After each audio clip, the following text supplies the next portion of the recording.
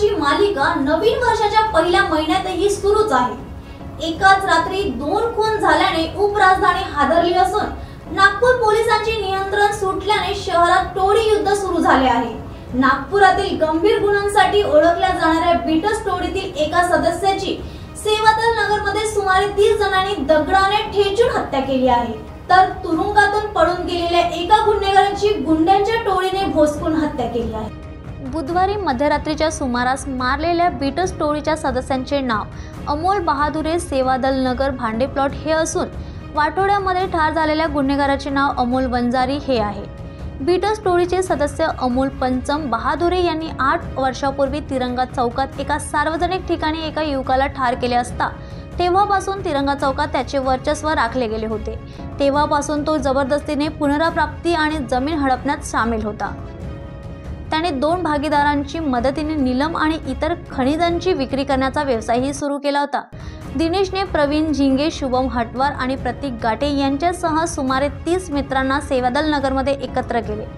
त्याने अमोलला फोन करून तिथे बोलावले व रात्री 11:30 वाजता अमोल 2 मित्रांसह कारने तेथे पोहोचला।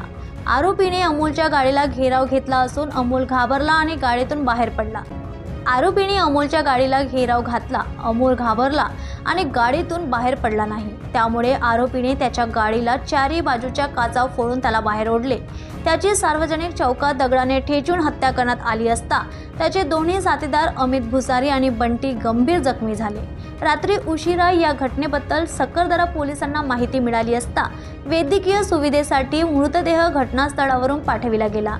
या प्रकरणात खुनाचा खटला दाखल करण्यात आला असून आणि पोलिसांनी अद्याप कोणत्याही आरोपीला अटक केली नाही। पोलीस टाइम न्यूज साठी स्वप्नील धारगावी।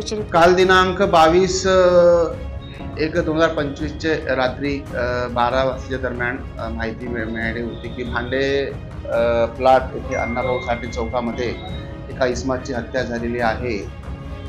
तिथे जाऊन शहानिशा केली असता तिथे एक इसम नामे अमोल उर्फ प्रदीप पंचम बहादुरे वय 44 वर्ष हे पालथ्या स्थितीत रक्तात पडले होते। त्यांना आम्ही लगेच ॲटोमध्ये बसून मेडिकलमध्ये नेले असता तिथे डॉक्टरांनी त्यांना ब्रॉड डेथ घोषित केले होते।